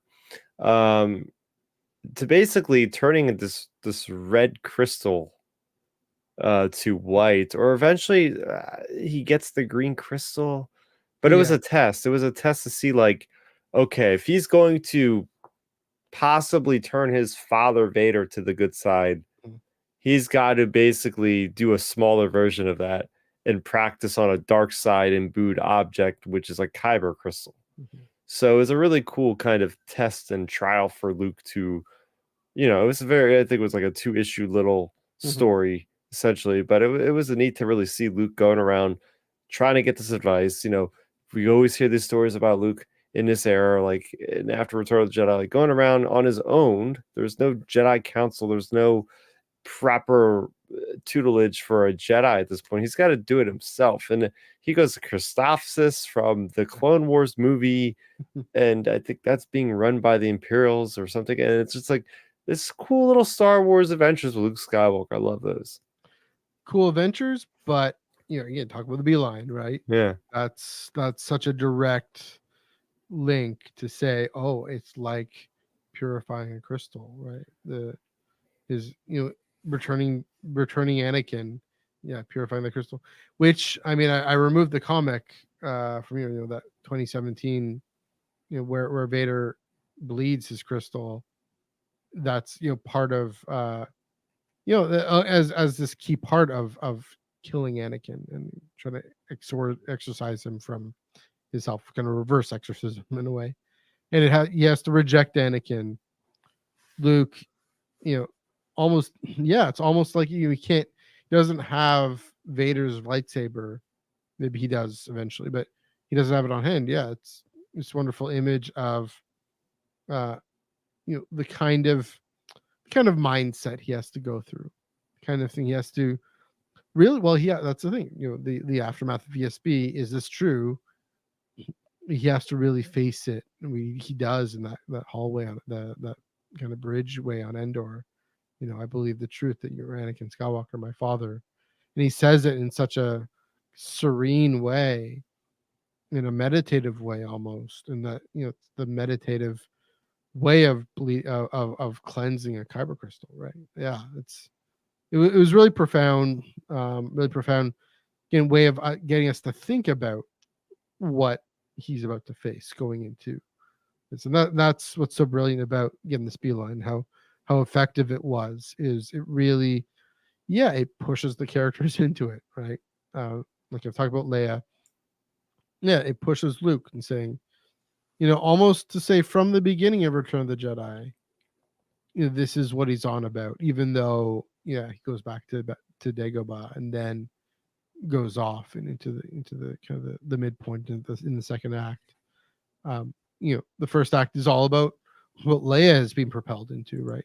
Because Luke's encouragement, but with Han, and then of course, the thing that maybe it's because of me, because of what mine goes to with Vader himself, with Anakin himself, right? Everything that Sabe has represented gets turned walled, right? You can't, Vader keeps trying to forget Anakin, keeps trying to say that Anakin is his vulnerability, and this whole thing with the. I mean, here's a character moment. Here's where Dark Droids can connect, right? It's his cyborg nature that is his vulnerability.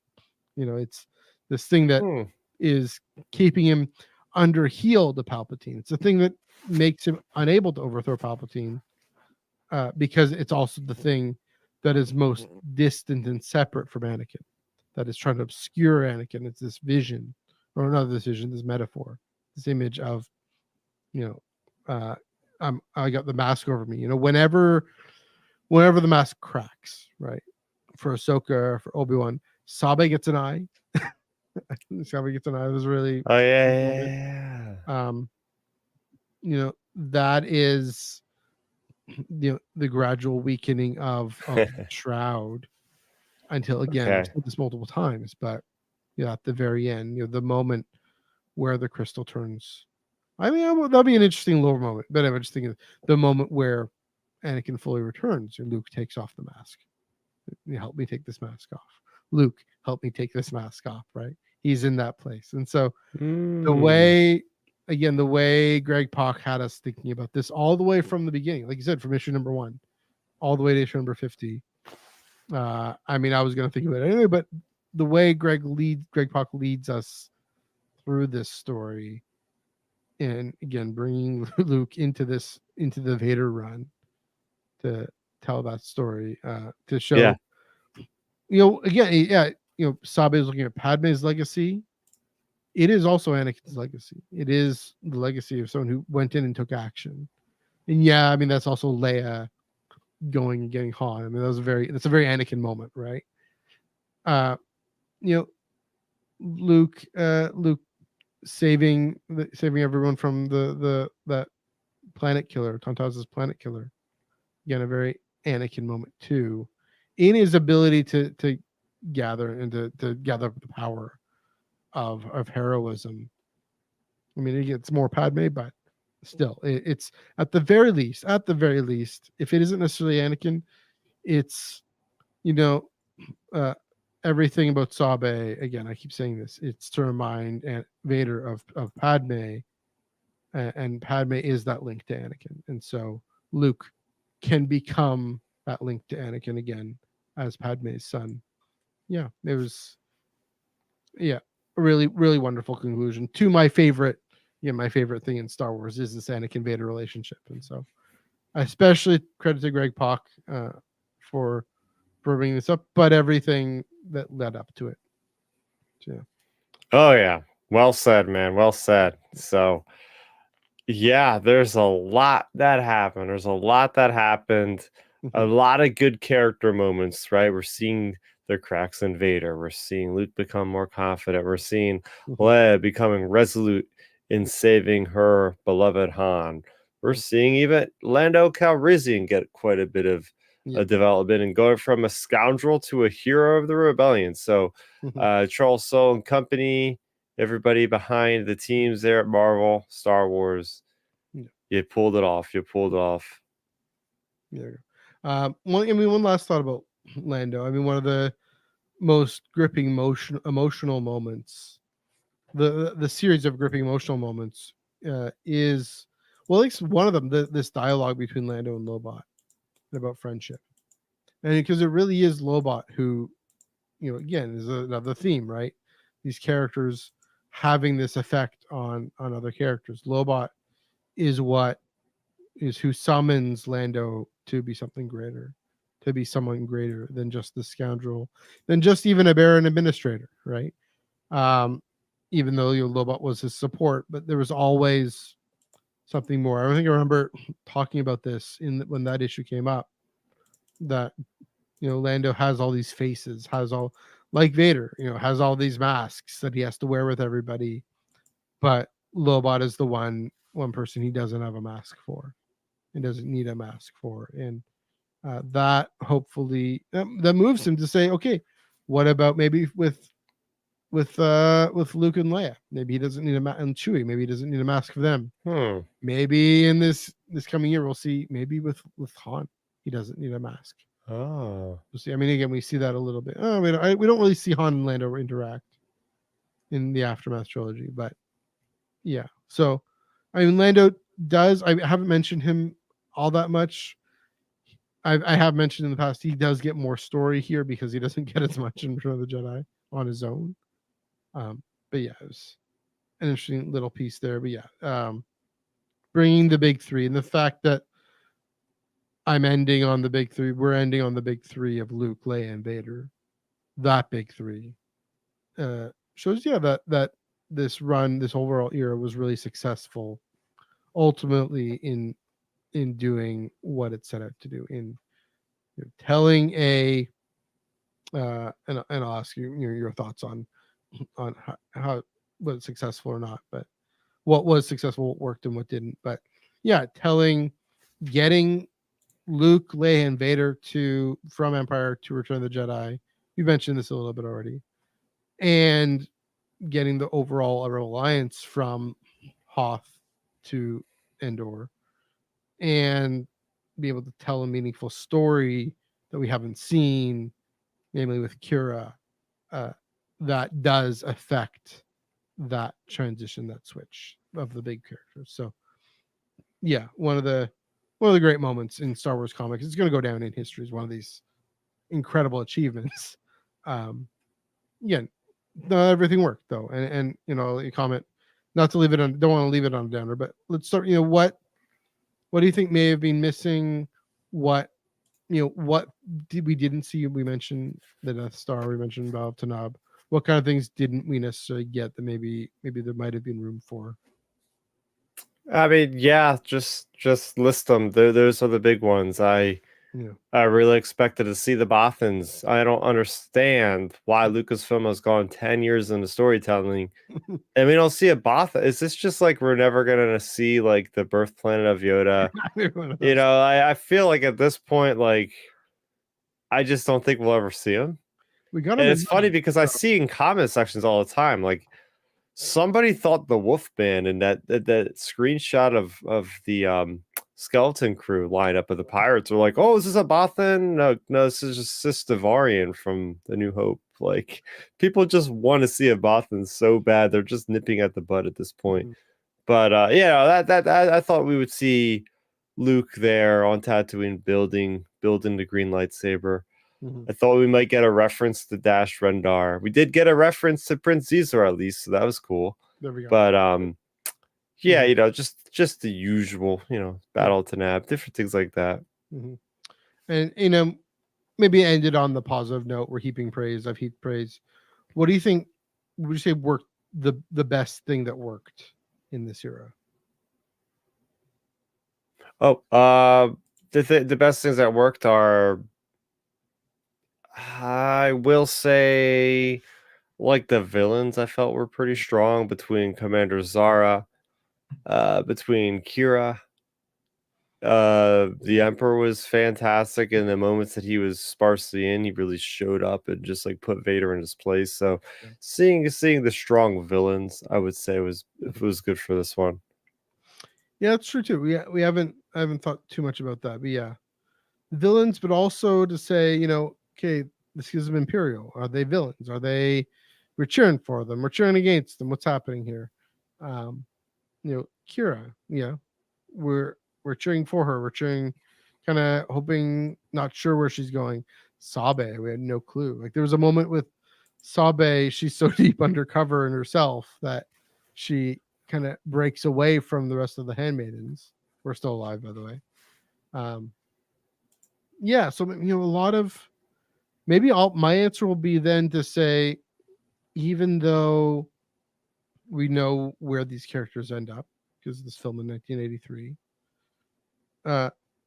the fact that we were enthralled and surprised, especially with Kira, right? That's the thing, the whole thing.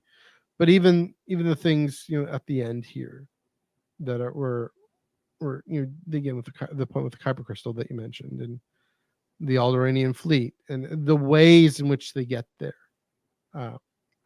really, really creative, really thoughtful, really engaging. So hopefully people haven't slept on these comics, because there's a lot of them.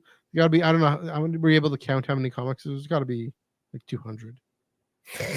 I don't know if there's 200, but I mean, that's one heavy box, even if it's not full. It's a lot. I mean, you figure like War of the Bounty Hunters is like 35 issues. I think Dark Droids is around the same almost. Yeah. You got a couple miniseries. You got the Yoda arc, that's like 10 issues. Yeah. The mainline comics were already up to like 15 before War of the Bounty Hunters even began. So actually, you might be kind of close to 200. So it's a lot of books. Charles, interestingly, he considers the flagship runs of the even the 4 crossovers to be part of the main run. So he says it's a 70 issue run.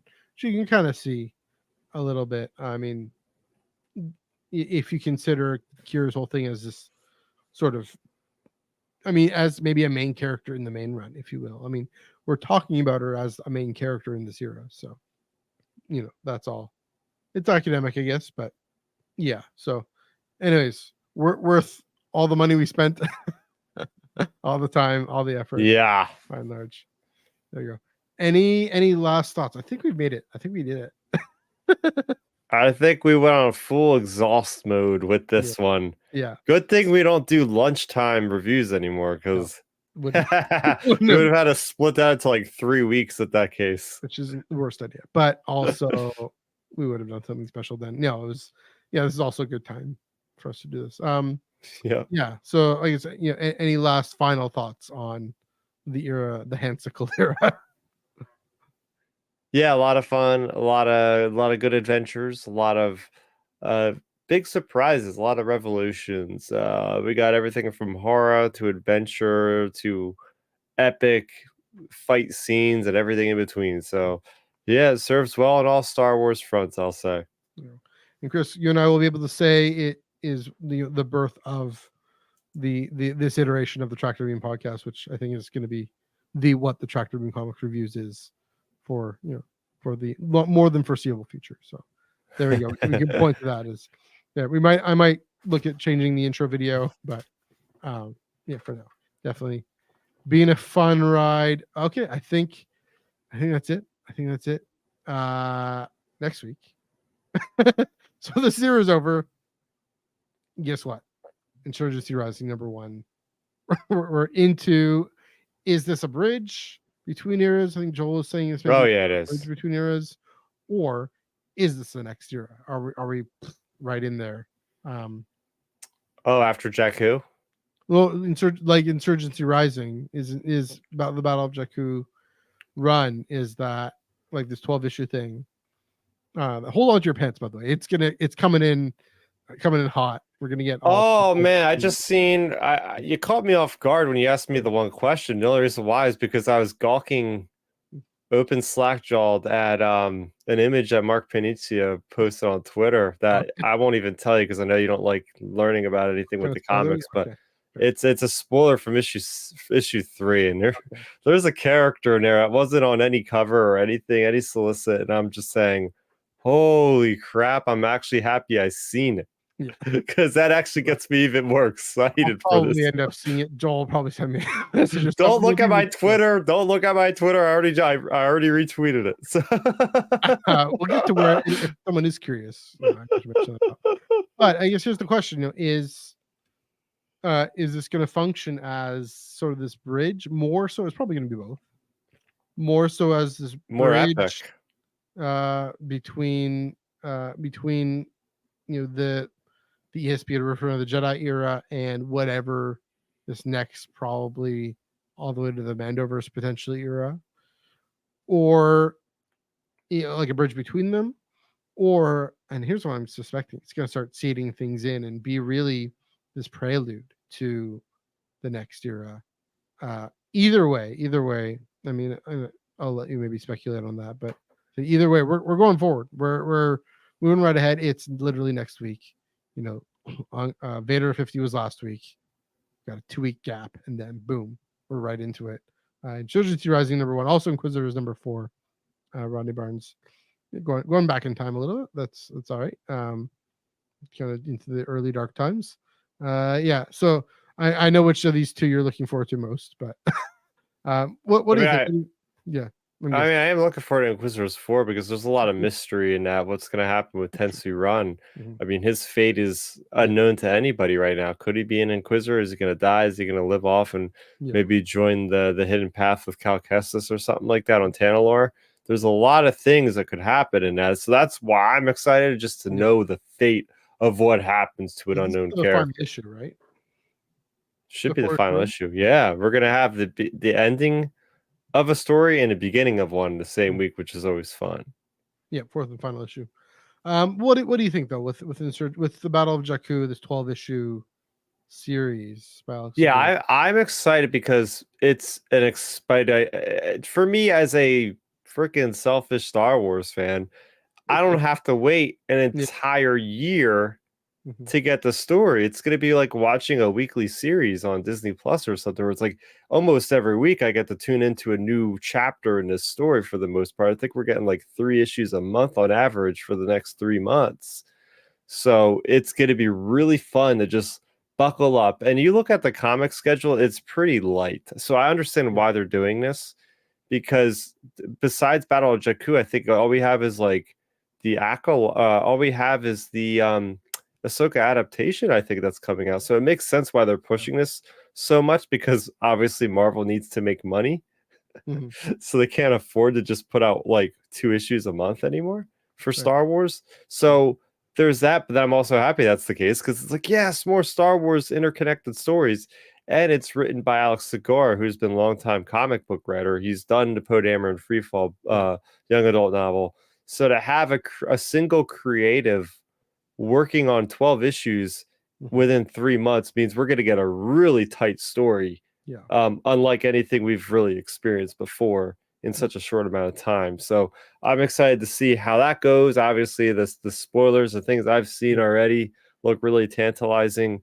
So I think this is holding them off because simply, they don't have enough comics, because with Afra ended, with Bounty Hunters ended, with the High Republic ended, there's not really a lot for Marvel to release. So they were like, all right, quick, let's get this thing going. And then by January, we'll be able to have our ongoing ready to go. By then we'll have a couple months for like the creatives to like really pan out what they're going to do. And then we'll hit the ball rolling. My estimate would be either at the end of January or definitely the first week of February, we're probably going to get our next ongoing. So, stay locked here, because I'm sure Comic-Con will probably tell us what's happening. I mean, High Republic Adventures is still going. There's only be 2 more issues left, something like that. It's no, High Republic Adventures is long from being over. I mean, Dark Horse has plenty of stuff. I'm just talking about Marvel specifically. Yeah, well, then there's the High Republic, the Kevin Scott run with Kyiv starting in February. Well, that's already in February. Never mind. Yeah, you're right. There's going to be like nothing really coming out. Yeah, that's true.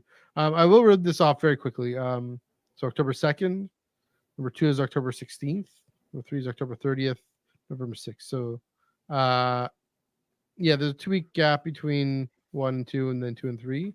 Oh, okay. 1 week gap between 3 and 4. I'm pretty sure, if I can count. Then there's a bit of a gap between number 4 and then Republic Under Siege #1. But then it's, I think if I'm doing the math right here, November 20th, November 27th, December 4th, December 11th. That's we get it all once a week. Whoa! So this is according, again, thanks to Wikipedia. Also credit to Wikipedia for jogging my memory there. But yeah, thanks. Then Last Stand, Christmas Day. I've seen that. That's got to come out obviously the day before that or something. I'll have to go to my comic store. Yeah. That's when it's said. And then Last Stand #2, January 8th.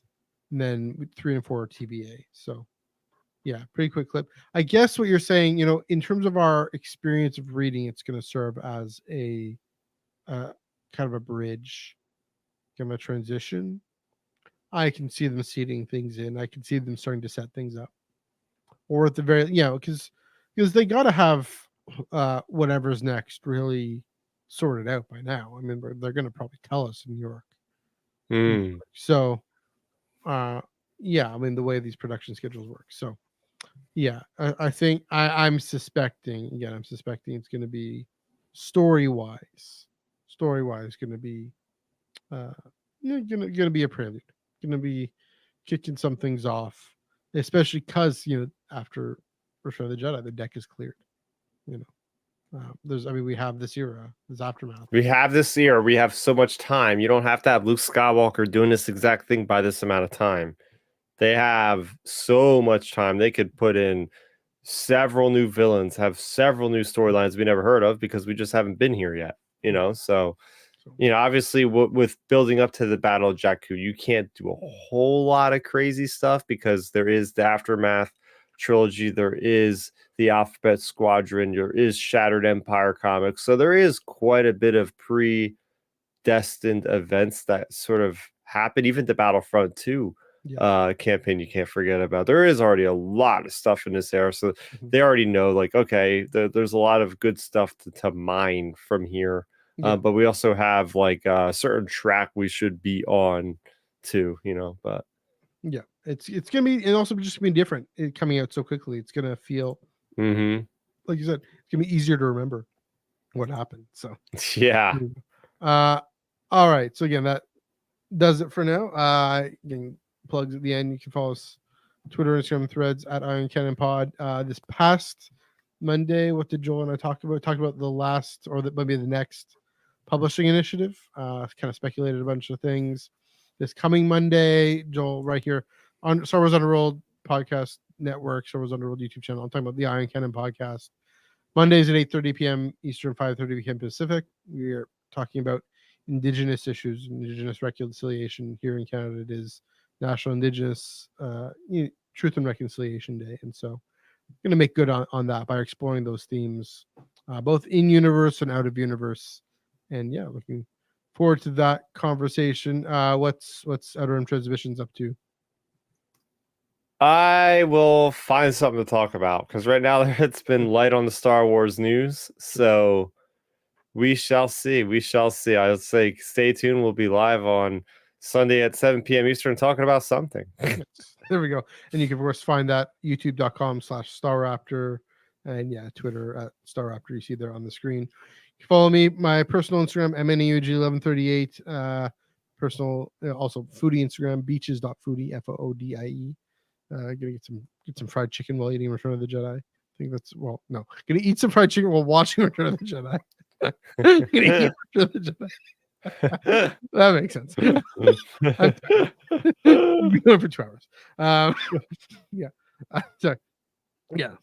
Follow me there, and personal Twitter, NEUG485. Again, Iron Cannon Podcast coming up. We're hitting the 2-hour mark, so I think I'm gonna call it a night.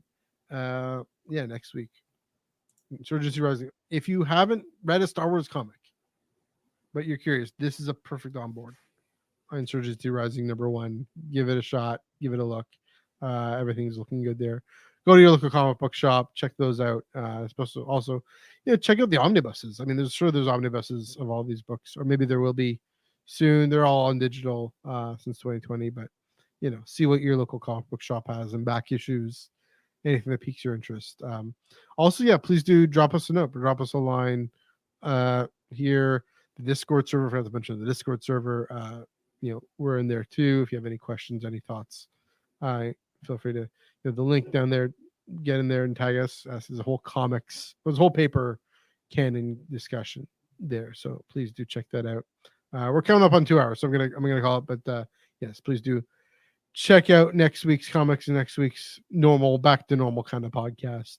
This was a fun little excursion into the past. But anyways, until then, happy reading.